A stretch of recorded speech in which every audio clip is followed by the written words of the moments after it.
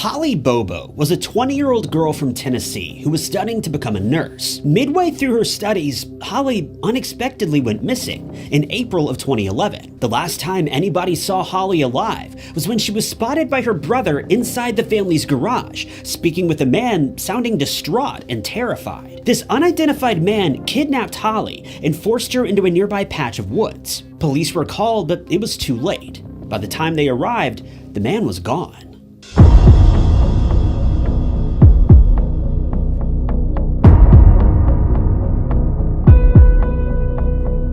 Holly Bobo was your average girl from Darden, Tennessee. She loved all things outdoors, as is evidenced by the many photos showing her and her family in camouflage outfits wandering the wilderness.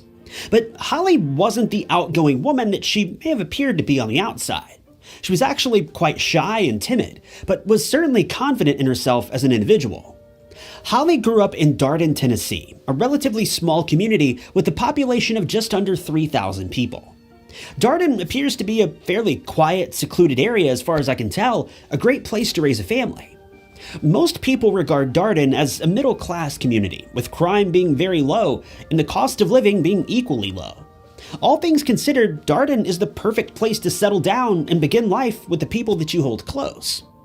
When she wasn't spending time with her family in Darden, Holly was attending her usual college classes in Parsons at the University of Tennessee's Martin Parsons Center, studying to become a nurse.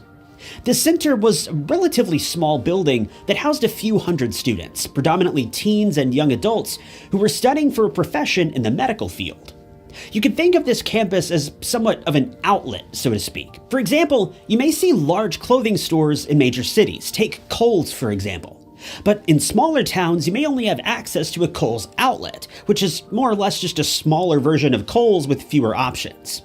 Well, that's essentially what the Martin Parsons Center is, just a small outlet version of the much larger University of Tennessee, which is several cities away in Knoxville.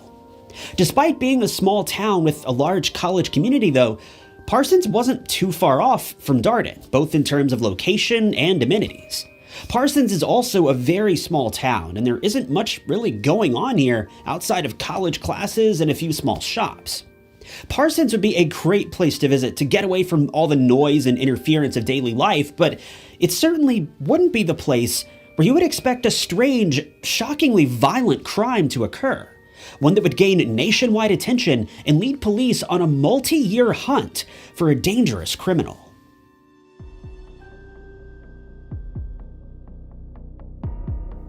It was the morning of April 13th, 2011. Holly woke up early that morning at around 4:30 a.m. to begin studying for an upcoming exam. Everything went as expected for several hours. At around 7:30 a.m., Holly received a call from her boyfriend, Drew Scott, who'd spent most of the morning turkey hunting on his grandparents' property. By this point, Holly's parents had already left for work, and Holly's brother Clint was asleep in his bedroom. It would be just 12 minutes later, at about 7:45 a.m., when Holly would make her final phone call.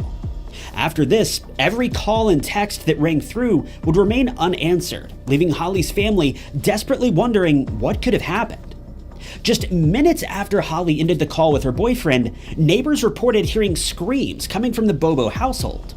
The neighbor, a young man who lived with his parents, called his mother to report what he had heard.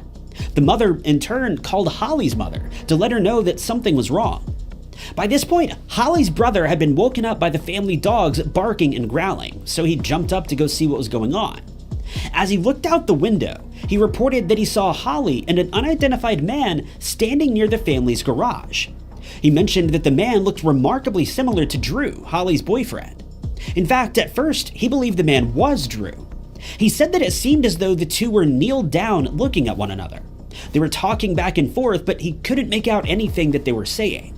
All he knew is that Holly sounded incredibly upset, but she wasn't saying much. The man was doing most of the talking.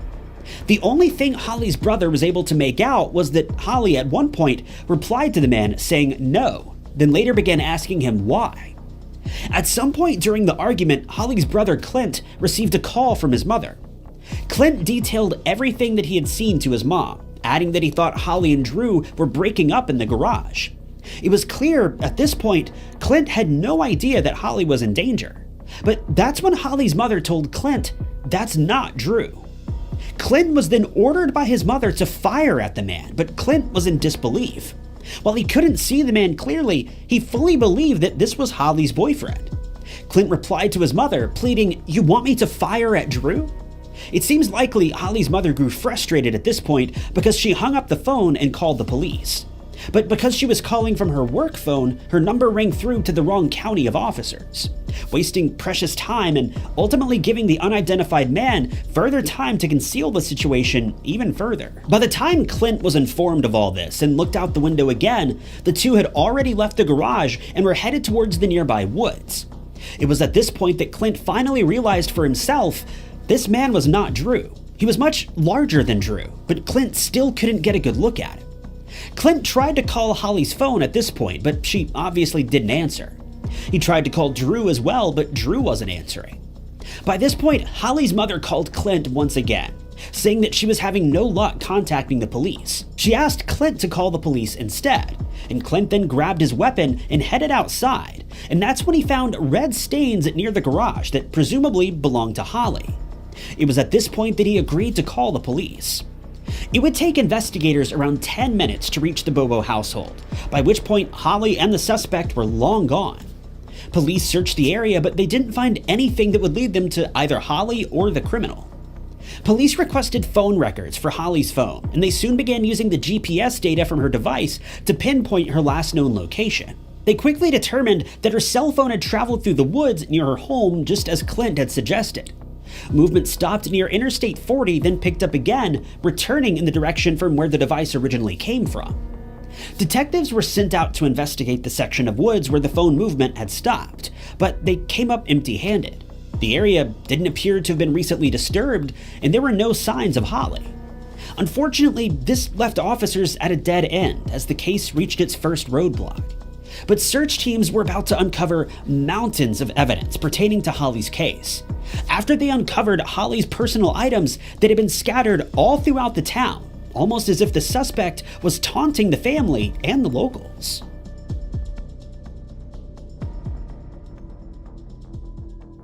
When officers went back to the family home and began speaking with Clint, he described the unidentified man as being about 5'10" and maybe as tall as 6 feet, weighing about 200 pounds with dark hair and a hat. He added that the man appeared to be wearing Mossy Oak brand camouflage and that he had a very deep, low voice. He couldn't make out any distinguishing features about the man's face. And considering Parsons was a fairly rural town filled with hunters and outdoorsmen, the description that Clint gave police essentially described every male living within a 30-mile radius. Search teams were sent all over the town to search for any clues or possible witness sightings. It didn't take investigators long to come across several pieces of evidence scattered all throughout the town. As police patrolled the area, they found several items that belonged to Holly, abandoned throughout the town. They found her lunchbox, a receipt with her name on it, a card from her school, and some reports even claim that they found her cell phone and later her SIM card, though other reports indicate that the phone and SIM card were found in the woods, much closer to Holly's home, so take that as you will. Police initially narrowed down their list of suspects and began investigating one man in particular, named Terry Britt. Terry was a registered offender who fit the bill of the man that Clint had seen in the garage that day. Investigators went as far as wiretapping Britt's home and searching his property, but they ultimately found nothing of interest and he was cleared as a suspect. It wouldn't be until 3 years later, in 2014, that the case would see any more progress. Ginseng hunters were traveling through the woods near Interstate 40 when they came across a crime scene unlike anything they could have ever expected. Police were called to the scene and they unfortunately revealed that they had uncovered the partial remains of Holly Bobo. She was about 20 miles away from Darden. When investigators spoke with the owner of the property, he revealed it wasn't uncommon for locals to hunt in the area without permission, so he wasn't too terribly shocked that the hunters and investigators managed to find her there all these years later. When investigating the scene of the crime, police revealed that bones had been scattered all throughout the area, but that Holly had likely lost her life after taking a single round to the head. It was at this point that police revealed that they'd honed in on their primary suspect, but as it would turn out, they'd been investigating the man for at least 6 months prior to this discovery. But what makes things incredibly strange is that he was just one of 6 men who are believed to have had connections to Holly's case. And that's only the tip of the iceberg.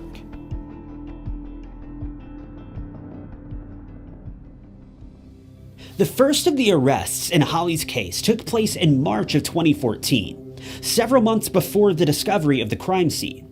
Zach Adams, his brother Dylan, and their friend Jason were all suspected of aggravated kidnapping. On top of this, police had enough evidence to suggest that the men had taken advantage of Holly before claiming her life. After bringing these 3 in for questioning, police also arrested 2 other men who they believed helped to conceal Holly's remains. There was another man who investigators believed may have been involved as well, but he claimed his own life before he could be properly investigated. One detail that we don't know much about is what led police to suspect any of these men had any connection to the case. For some reason, police have never explained this aspect of the investigation, though it's probably safe to assume that it's either none of our business, as it may have been a private matter, or to protect the integrity of the investigation, or both, we just don't know. The only thing we know for sure is that Dylan Adams had been arrested on an unrelated weapons charge in 2014. While he was speaking with police, Dylan explained that he had seen Holly alive at his brother's house quite some time after her abduction.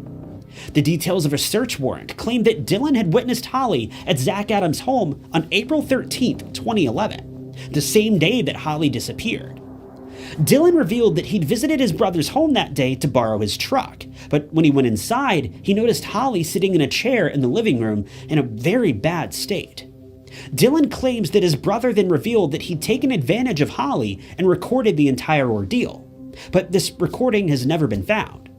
Dylan also explained that Zach had been wearing camouflage clothing that day, which matched the description that Holly's brother had given to investigators. The only problem with all this information is that Dylan would later recant his confession, claiming he was coerced by investigators. Worse yet, this seems to be true, because some of the finer details that he'd shared with police simply don't add up with the evidence that's been uncovered, and this may be why the aforementioned video has never been found, because it doesn't exist. Regardless of this, the confession proved to be useful enough to allow investigators to arrest Zach Adams, Jason Autry, and Shane Austin, all 3 of which were men who police heavily suspected were involved in the case, with Shane being the man that I mentioned a moment ago who took his own life before going to trial. This left Zach and Jason to tell their side of the story. In a dramatic turn of events, it didn't take police long at all to convince Jason that he would be looking at spending the rest of his life behind bars if he didn't help investigators close the case. Naturally, he changed his tune rather quickly once he was in police custody, and offered to testify against Zach in exchange for a lesser sentence. Police agreed to these terms, and it was at this point that the case was blown wide open.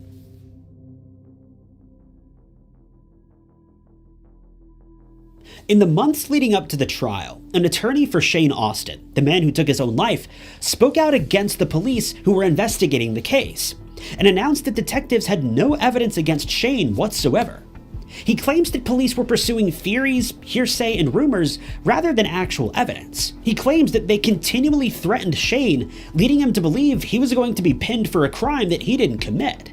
His attorney claims that this is the reason why Shane took his life, and his family holds the police responsible for his demise. There's been no word of any lawsuits that may be filed, but I think it's safe to say that those will eventually be coming sooner or later. But by September of 2017, Zach Adams was sent to trial. During his trial, it was alleged that Clint, Holly's brother, actually knew her attackers. Jason, the man who agreed to testify against Zach, claims that he, Zach, and Dylan had all visited the Bobo household that day in order to teach Clint how to make illegal substances. At some point during this process, Holly found out about it and began to freak out, exiting the house while shouting. These would have been the shouts that the neighbor initially heard, prompting the police to be called a short while later. This would have explained why Clint was so reluctant to spring into action when it became painfully clear that his sister was in trouble, because he knew the attackers and what they were capable of. Once Holly began shouting and trying to flee the home, the men allegedly grabbed her and abducted her in order to keep her quiet. They later took her to a barn where they took advantage of her and took her life. The only problem with these allegations is that Clint claims they're untrue, And there's no real evidence to suggest that things took place one way or the other, so we're ultimately forced to take them as nothing more than hearsay and false rumors. Both Jason and Dylan gave conflicting accounts about what took place on the day that Holly disappeared. The most accurate form of the story that I can gather seems to suggest that following whatever took place at Holly's home that day, Holly was taken to the aforementioned bar. Zach, Dylan, and Jason were all involved somehow or another, with Zach being the mastermind behind the operation. Zach eventually attempted to claim Holly's life, then rolled her up in a rug, placed her in the back of his truck, taking her out to the woods off of Interstate 40. But once the trio arrived in the woods, they learned that Holly was still alive. This is what led to the single round to the back of her head. This weapon was later found abandoned in a body of water cleared of any fingerprints or DNA. Before his trial, Zach's girlfriend had spoken out against him, claiming that he had admitted to the crime and claimed he'd do the same thing to her if she mentioned a word of it to anyone. Zach had allegedly also threatened his brother Dylan with the same consequence if he spoke to anyone about the case. In the end, Zach was found guilty of all charges. He was sentenced to life in prison, with Dylan, his brother, being given 50 years, serving 35 before parole will be considered. Jason, on the other hand, doesn't appear to have played any active role in the crime outside of helping the two brothers cover their tracks. For his participation in the trial and the conviction, it appears as though he was allowed to walk away a free man. Now, I need to reiterate, the story of Holly's abduction and her subsequent demise have not been fully proven. There were so many lies and rumors being tossed around during the trial that it's difficult to make heads or tails of the situation. The story I shared regarding the consequences of events leading to Holly being dumped in the woods is purely the aspects of the story that make the most sense based on the evidence that's been found. In the end, there's so much more to the story that I couldn't share here because it would take literal hours to cover every aspect of the investigation and the arrests. So I'd urge you, if you're interested, take a closer look at this case on your own and establish your own conclusions. All we know for sure is that, for one reason or another, Holly was taken from this world far too soon by two sadistic and evil brothers who had nothing better to do with their time than wreak havoc on a small town and torment a young woman who just wanted nothing more than to live her life in peace. Holly's tragic demise has left a permanent scar on an otherwise beautiful town, and her memory will not be soon forgotten.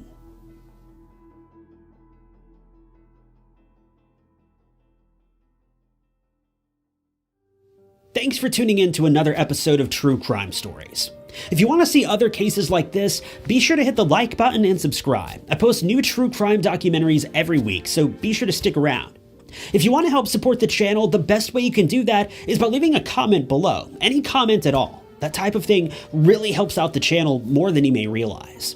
If you'd like to help out financially, you can click the blue join button below this video. But with that, my name is Ty Knotts, and I'll catch you guys in the next video.